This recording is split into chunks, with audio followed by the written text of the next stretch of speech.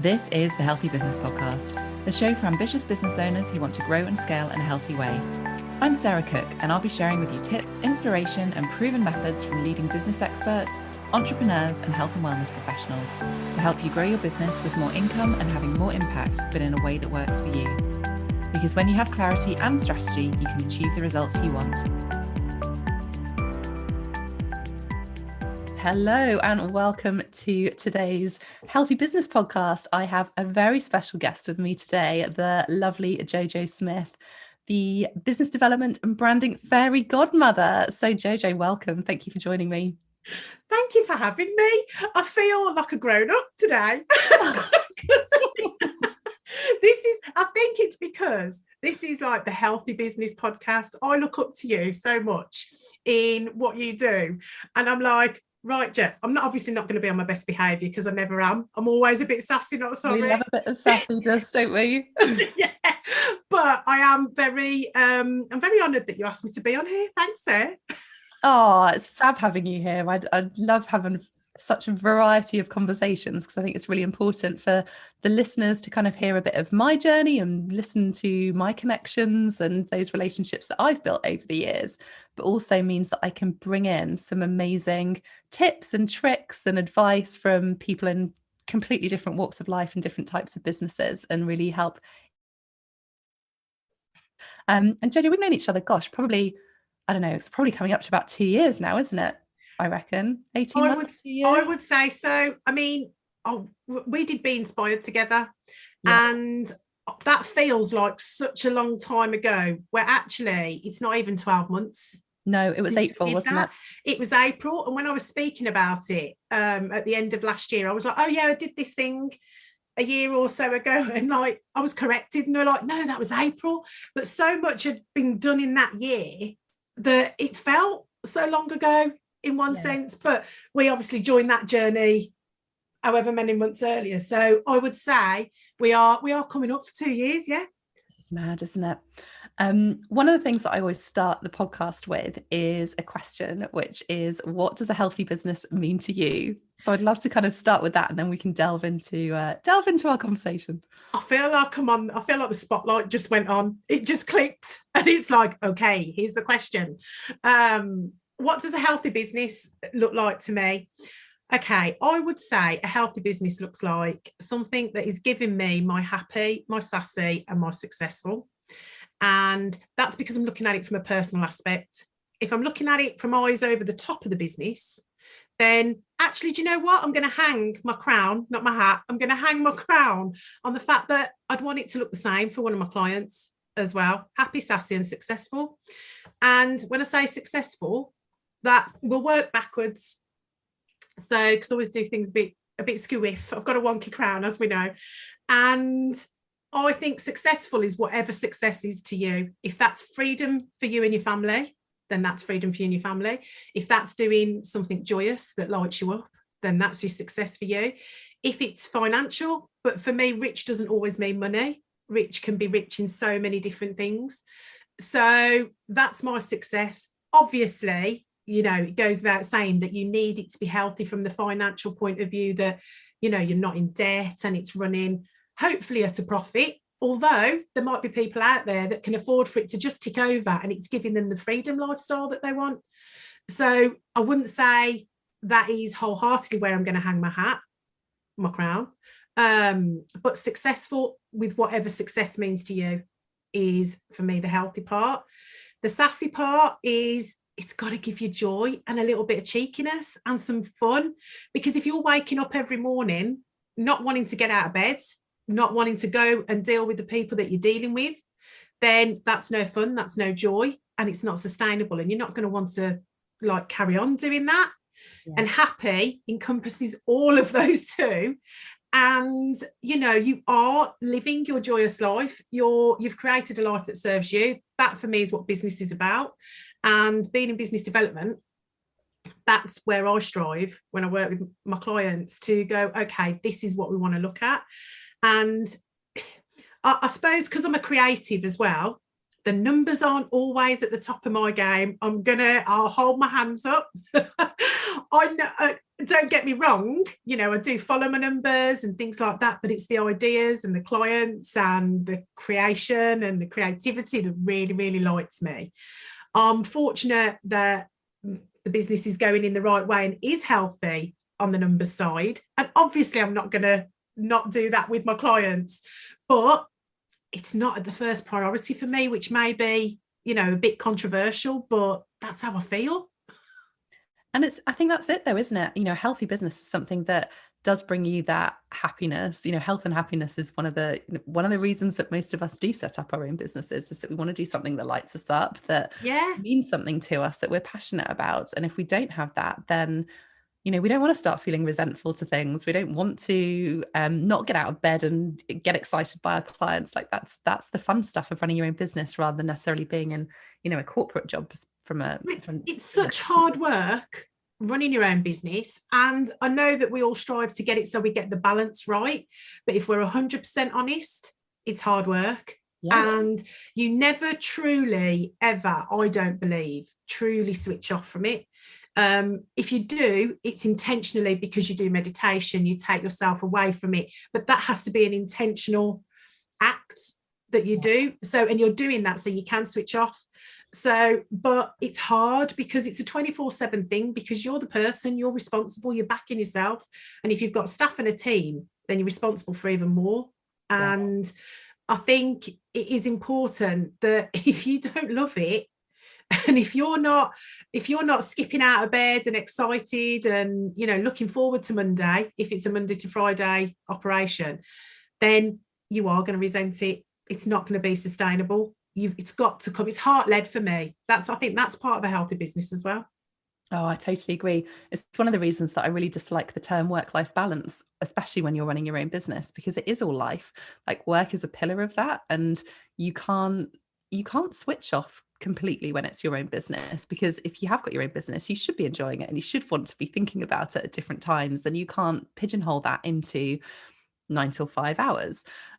So it is all life, and I'm really guilty. I love that you've just said that. I'm really guilty of being that person that when I am out in my life, I am talking about my work because I bloody love it.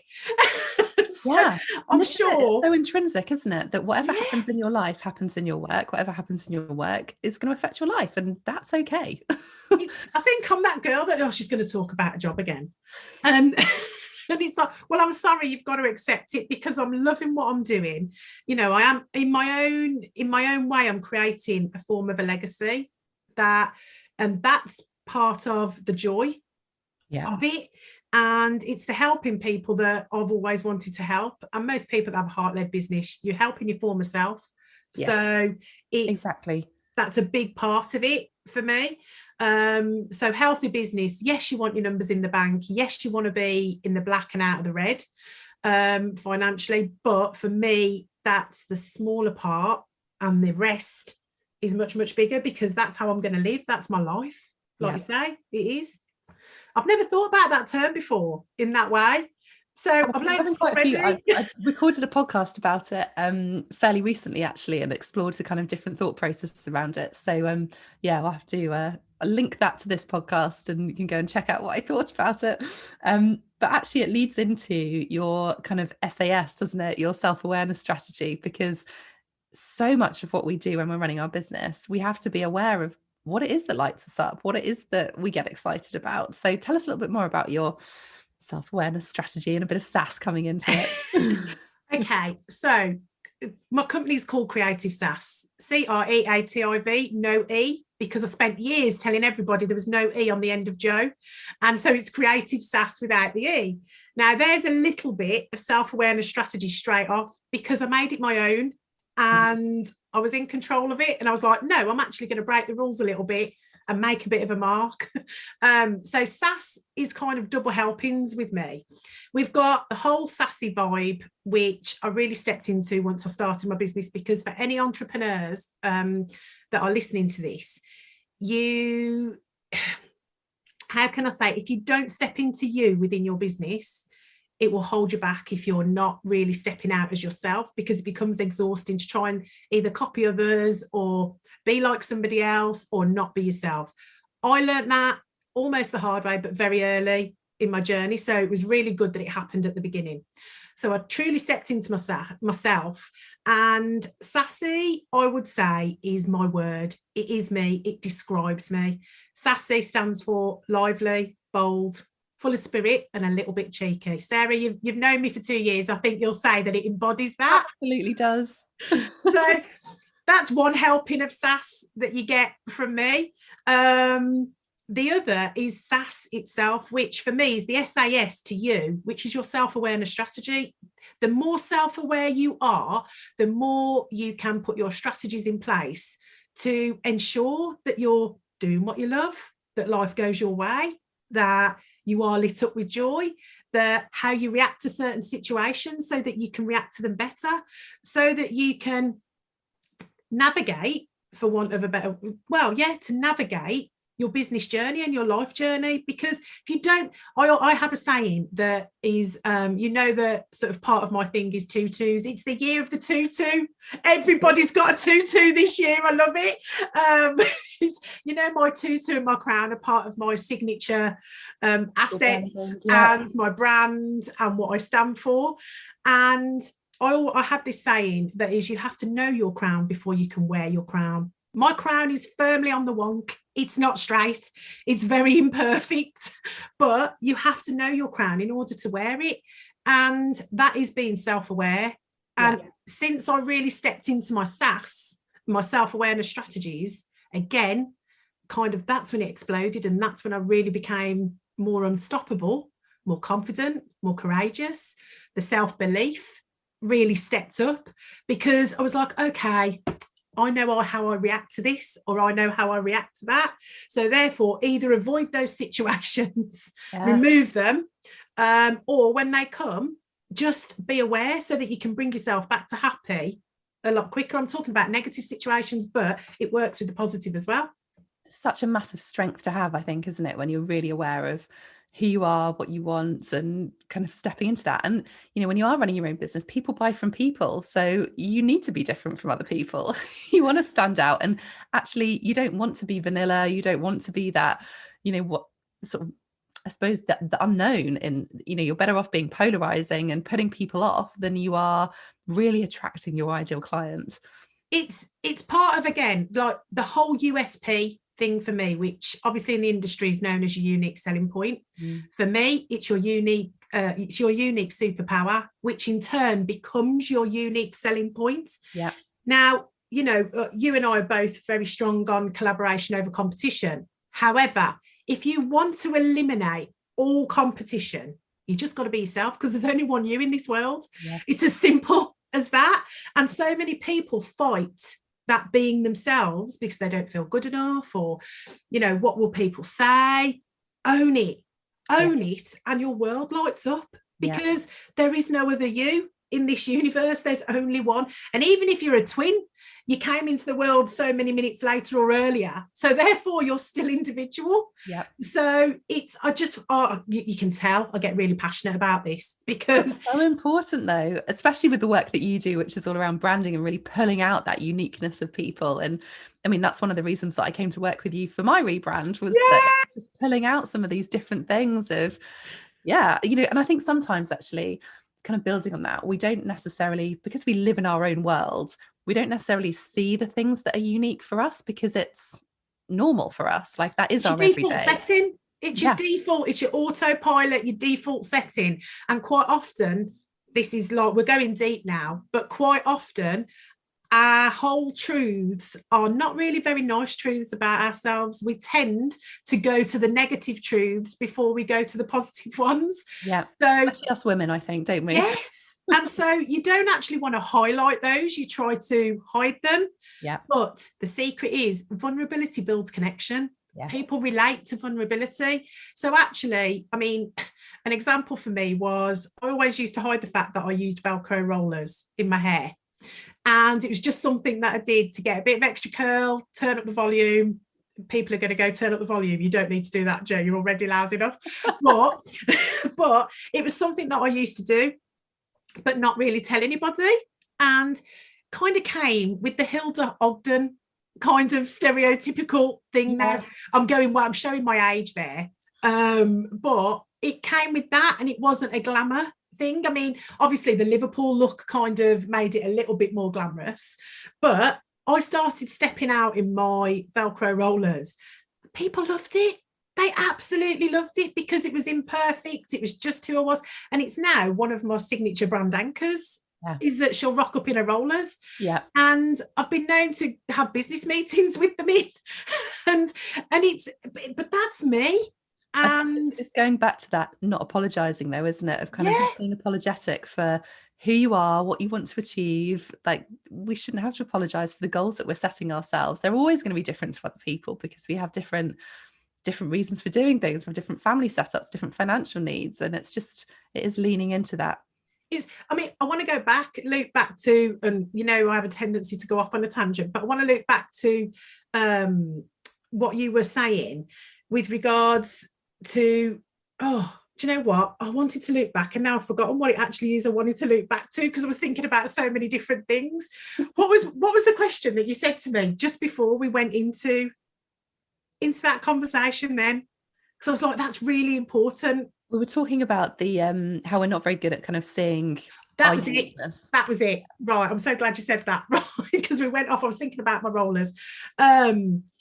Not seeing the wood for the trees. Classic. It is our default setting. And it took somebody else to point that out for me at the very beginning of my journey. That's what I was talking about earlier on. And I stepped out in a brand that I thought I should be rather than I could be.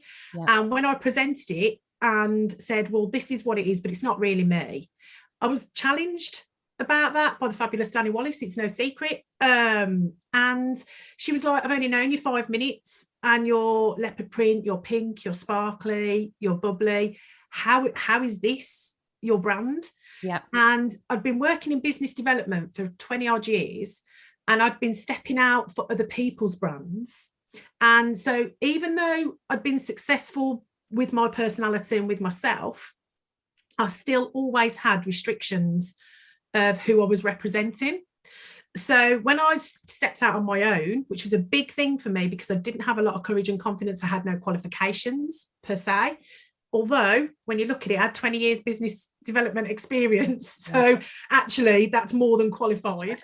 Yeah. Yeah. So Danny actually said to me, she was like, why this? It's not you. And she went, what made you successful in your previous career? And I was like, my personality, me. That's why I was a rep, and I wasn't your average rep. I was a rep that would rock up with the toilet roll stuck to my shoe, but own it. And as you walked into a reception or in front of your client, and they loved that. And because most of the call when I would go and see a client would be connection over business, then that's why they also look forward to seeing me. So it was about the personality, it was about the connection. I had a light bulb moment and I was like, oh my goodness, it was me. That's why I was successful. I literally got rid of that brand, took a major leap and jumped in 110% and was like, right, bring on the tutus, bring on the crowns, bring on the pink. I am going to be me. And I can honestly say it literally is the best decision I've ever made. Yeah. And that's now what I help some of my branding clients with. It's like literally step into your own shoes. We had a conversation about shoes, didn't we? I remember your shoes. Yeah, we did. It was so funny because when we were looking at colours for my new brand, and then I just had this sudden, hang on, I've got a pair of shoes that are exactly these colours. So interesting. I know. I think for anybody that is struggling to step out of themselves, look at what your favourite pair of shoes are. Go and find them. I said to you, what are your favourite pair of shoes? And literally they were very different to what we were first initially thinking. Yeah. And I was like, these bring your energy, these light you up, these make you smile. And there has to be something there that we can pick out and that will make you light you up again, give you your joy, give you your sassy side. Yeah. And I think that's really important that we look at these elements. It's so true. But I think what's interesting though is that similar to you, my background was corporate, and you are constrained into that and you are sort of molded into a certain way. And I was working for brands as well, and you're not the face of the brand, you're the face behind the brand, and you're doing all the stuff. And suddenly when it's your own business, you are the face of the brand. Yes. But there is that sort of in some ways you had a protective layer when you're hiding behind a brand, for want another word. When you are stepping in and being you and it's people buying from you, you can't hide behind that. You have to step over that threshold and into your shoes and really kind of own it, don't you? I think it does feel scary, and I know that. I've been there, you've been there, but until you do that, until you kind of get out of your own way, you're always going to be slightly limited, I think, because you're always going to feel this sort of nervousness. When you were just saying that, then I was like, you have to step over it. I was like, you do have to step over it, but that's take the band-aid, ripping the band-aid off, right?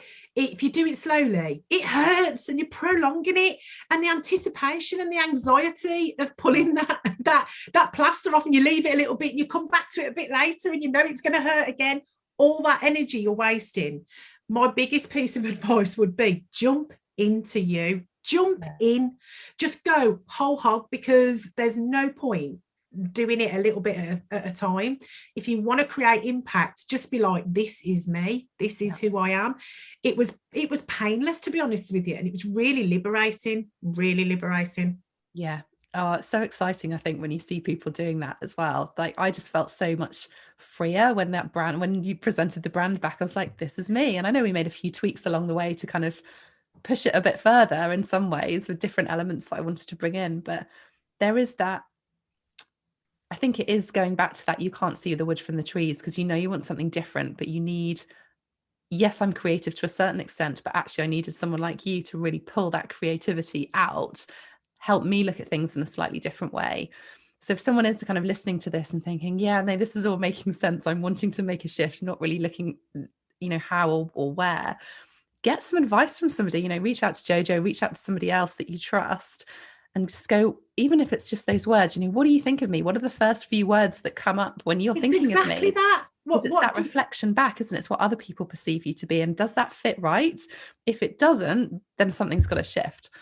And I think when we were just saying before, other people as well will probably give you the kinder versions than you will yourself. Yes. And you need to, what my dream is that you'll all own the kinder versions and you'll then step into them. But hear those, ask people that you trust and say, give me, you could, and if you are asking your family, because you're going to ask your family and they're going to go, oh, you moan and you nag and you do this kind of thing. They're not going to give you the ones that you're ready to hear, although maybe own that you nag. Yep. You do it, because so many people will relate to that and be like, that's me as well. But ask them for 3 positive words or 3 descriptive words, and then go and look at those words and break those words down. Sassy at first, sassy can come with a bit of a negative connotation. I'm all about the reframe. It's one of my big sort of skills and one of my big techniques and strategies that I use, reframe everything. And it can be the same scene, but a different view can make things so much brighter. So go and look at those words and break them down. And when I looked at sassy, I was like, I'm going to reframe this, because actually to be lively, bold, full of spirit and a little bit cheeky is what has served me really, really well. And I am, I've got a hashtag, which is hashtag sassy not sorry. And when you said about being unapologetic, be unapologetic for who you are. It's the most freeing thing you'll ever give yourself. No, it's such great work to do. And I think even just that, single action off the back of listening to this, of just going and asking a few people for 3 words that describes you, is a great thing to do, even if you do nothing with it from a branding perspective, but just understanding what other people are thinking of you. And it almost kind of a bit of a reassurance, especially if you're having a bit of a wobble moment, which we all do when running our own businesses, it's useful to know. It's having that little file that you can refer to that is much kinder than your own brain. We live our lives through habits and patterns. And for habits, we have spent years probably telling ourselves some negative things and listening to those. I do this with all my clients. I dare them. I don't challenge them. I dare them, because there's something cheeky about a dare that people go, okay, I'll have a go at that. So it's a bit defying, a bit defiant. So I dare you to choose 3 things and 3 positive truths about yourself. put them in front of you. So positive for me, I always went by, and it always used to hold me back because I had no qualifications. I flipped that around to I'm an awesome creative, because I'm an awesome creative. So that was one of the ones that I flipped. Flip 3 negatives for 3 positives, write them down, have them in front of you. It takes 21 days to break a habit, 96 days for a lifestyle change. If you read and say that new habit and that new affirmation to yourself for over 21 days straight, I guarantee you will not hear the old negative one anymore. You'll have given yourself a real power boost. And that was wholeheartedly, it was quite life-changing for me, to be honest. Yeah, it's amazing. And something, you know, affirmations are one of those things that are just, I think they're almost misunderstood because we see them around so many times and we kind of hear how it can work, but actually there is real power in doing it, and there is real personal truth in doing it. They have to, and I was just going to say that they have to mean something to you. Attach that meaning to it, attach that why to it, and the emotional connection, and that's when the power comes through. Oh, honestly, it's really freeing. I get really excited. I love it. No, I mean, I've learned a huge amount by doing the positive psychology coaching qualification last year. And, you know, that positive emotions is one of the key drivers of feeling healthy, feeling happy, being successful. It makes a massive difference, and really stepping into that kind of confidence through whatever means it takes for you. But affirmations is a great way to do it. Then, yeah, do it. I'm so here for the happy. I don't know if you've heard of Mo Godat. No. Have you? So, okay. So there's a podcast episode that I would direct everybody to. And it's Diary of a CEO, which is Stephen Bartlett. He's the new dragon on Dragon's Den. Amazing. And episode 101 it is. So it's really easy to remember, 101. He interviews a guy called Mo Godat, and he's all in the pursuit of happiness. And his mission is 1 billion happy. It's to help 1 billion people back to happiness. Yeah. And because you were talking about positive psychology, this is a big thing for me. This has been a huge sort of like passion, and this is me helping Mo get to his 1 billion happy, right? Because I'm tagging you. It's like a big game of tag. And if you go and listen to this episode, it's absolutely freeing. And I always believed you could come back to happy, but the one thing that used to stop me was, and I used to think, I don't know if I could come back to happy from that, and this is going deep now, Sarah, is he was the loss of a child. I'd got a friend who'd lost a child, and I thought if anybody challenged me on coming back to happy, I couldn't say, and I'd be like, I don't know, because I haven't lost a child. And it's, to me, it's the top trump of sadness. Okay, people might challenge me on that, but I would say it's the top trump as a parent. Yeah, it's the top trump of sadness. This guy lost his son at the age of 21, and for him to have this mission and for him to come back to happy was a huge learning curve. Not learning curve, because I was all, you know, I'm very happy, sassy, and, you know, that's who I am. I'm very positive. But when you listen to that podcast and when you listen to Mo Godat, it really, really kind of opens your eyes. And if you can bring happy, if you can come back to happy from the sad situations, from the negatives, things like that, it will really help you, especially as an entrepreneur, because you've got to be able to have that in your toolkit. Because if you wallow, if you stay, you will stay stuck, and it's really, really hard. So sorry we went a bit deep there, but I just think it's really important to say to people, just trying to find the positive, trying to find the reframe, trying to come back to happy, because business is hard. Yeah, it's really, really hard. Yeah, don't apologize at all. I think it's a really great conversation to have that so many people don't talk about. And actually, you know, we hear a lot about positivity, we hear a lot about kind of emotions and things like that. And as you say, running a business is hard.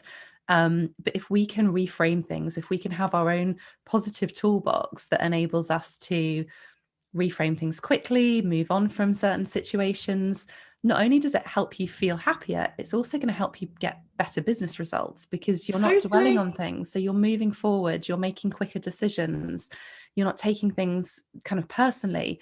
Yes, of course, you need to deal with things and, you know, process stuff, but being positive for me isn't a negative thing. It's a sign of leadership. It's a sign of, you know, running of being aware. I think it's really important to be aware when something negative hits or something happens. You have to feel it. I'm not saying, and this is the thing, when you're saying positive psychology, then I think something I'm open to, and potentially with positive psychology, is people calling out toxic positivity. Yeah. And for me, this is me saying that I'm not saying you've got to be happy all the time, because life hits us hard and you have to feel it. The thing is, don't move in there. Don't move in there. Know that you can move on from it, feel it, address it, understand it.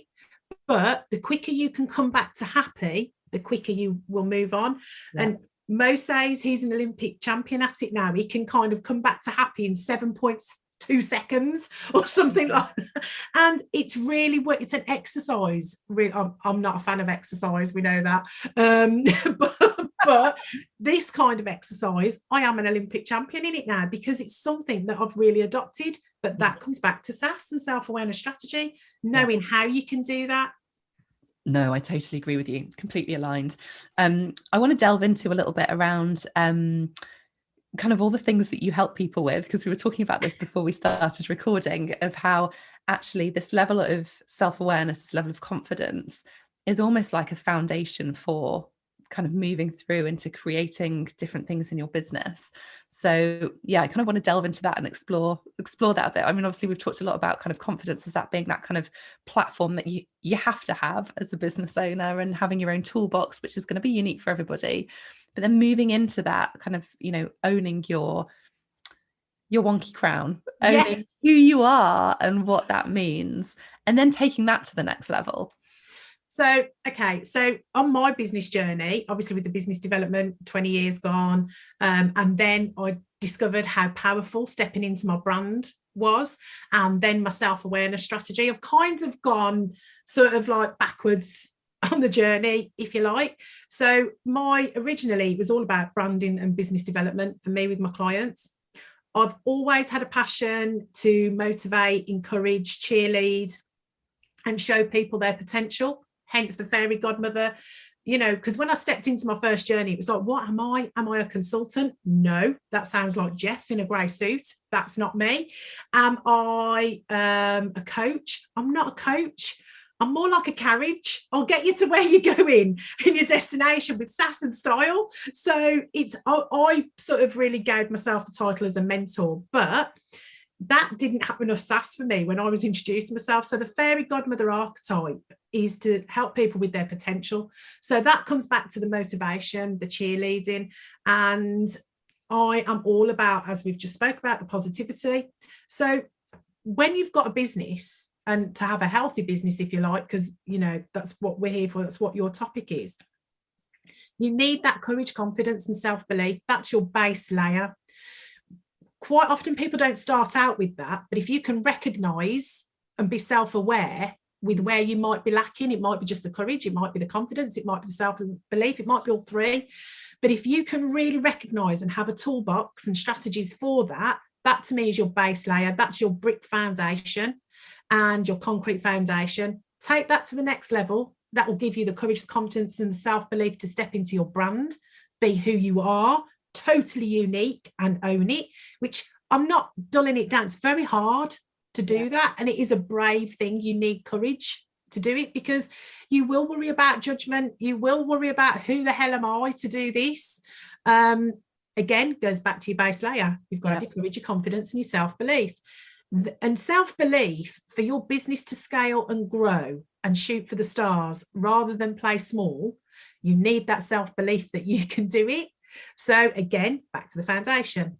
You jump into your brand, you own it, and then it's your business development aspect. Okay, where are we taking this? And something that I really try to do with my clients is we shoot for the moon and more. And for argument's sake, let's just say, it's just an example I use. Let's say you've got a hairdresser that she wants to, I don't know, first of all, she might want to rent a chair or start a salon. I'm like, okay, have you thought about having your own brush line, your own shampoo line? Have you thought about, and we've got academies and things like that. And it's that bigger picture. Yeah. And if you have to know where you're going in order to go on your journey. Yeah. And otherwise there'll be anxiety all along the way because you're not sure where you're going. So I call it the SAS nav. And we set the SAS nav for where they actually want to head. There's the destination. And then, okay, one of my big things is I say you can turn wishes into reality with strategy. You absolutely can. You can do anything that you wish for. You've just got to work it back and figure out, okay, the wish. Then you get over the worry and the what if. So that's your self-belief. And then you just think of the way and the strategy and like, how am I going to make this happen? So, I mean, I hope I've answered your question there. I felt like I went off on a bit of a tangent, but no, completely. There's so much of it that it's built on your courage, your confidence, and your self-belief. Yeah, no, I totally agree with you. It's similar. It's in some ways it's very similar to what I talk about, but actually in a completely different way of having that passion and really understanding what that passion is, what gets you excited, and getting really clear on that before you can then build that strategy.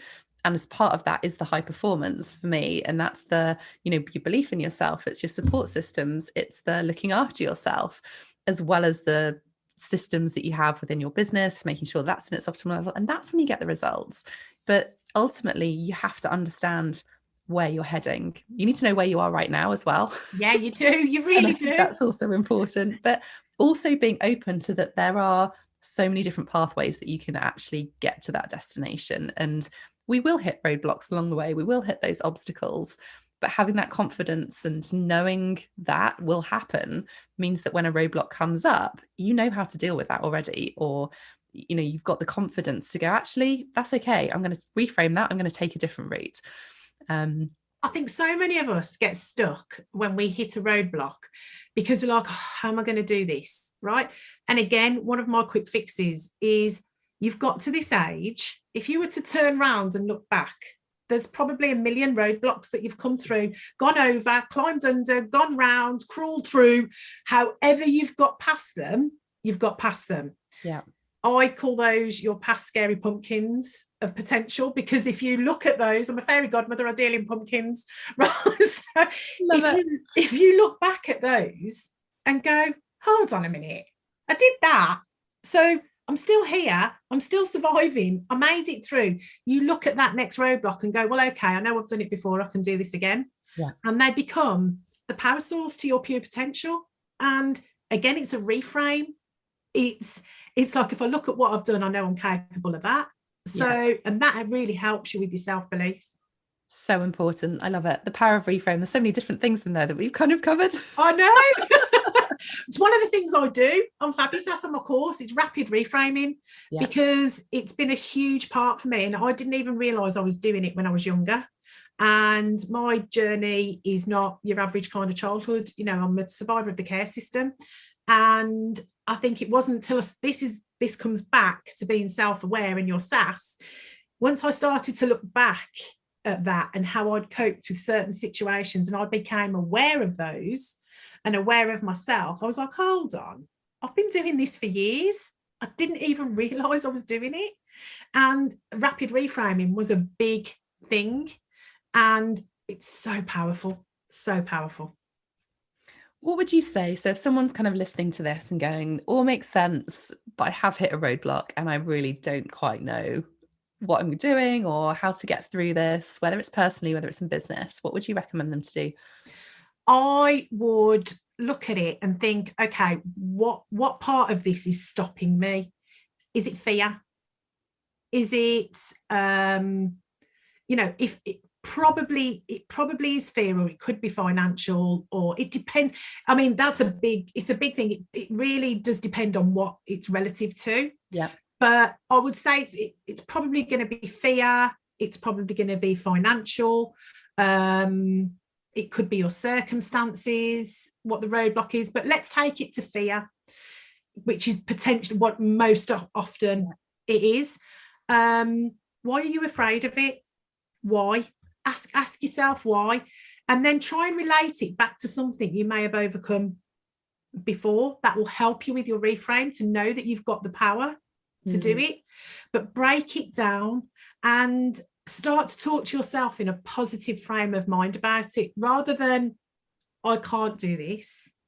be like, well, actually, I can do this. Just positive speak to yourself again is so, so powerful. Yeah. But it really is a case of breaking it down and looking at it, and really focusing on your strengths is huge. Too many of us focus on our weaknesses, and by focusing on your weaknesses, you weaken your strengths. Yeah. So absolutely go for your strengths.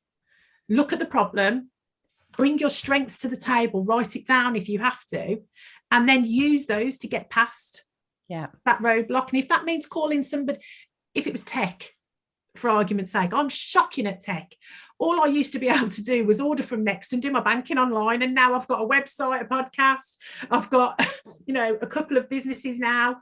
And I'm still shocking at tech. It can take me 20 minutes to find something in my files on my desktop. I'm terrible at tech. However, now I have people that can help me with that. Or, I've got a resource, or, outsource it, help. Go down that route. Don't be afraid of that. That's the other thing, that once you actually invest in that kind of thing, then actually you might be frightened of investing, but what you'll find is you'll have a much better return of investment, because your energy will be better, you'll be progressing more. It's that I could talk about for ages. No, you're so right. And I think it's one of those funny things. I mean, tech comes up. It's probably the number one thing that comes up when I'm speaking to clients and speaking to business owners who are not in the tech world, that tech becomes that biggest roadblock, biggest fear, because they're just like, I just don't know what to do. Therefore, I'm just going to park it and deal with it another day. But then it becomes this bigger obstacle, because you need to get past that to actually do the thing that you want to do. And, if we reframe it again and think, well, we don't, and we shouldn't be amazing at everything. We all have our own zones of genius. And if we play to those strengths, if we play to those areas, there is someone else's zone of genius who is tech. And that's the important thing of kind of going, actually, that can be part of my support system.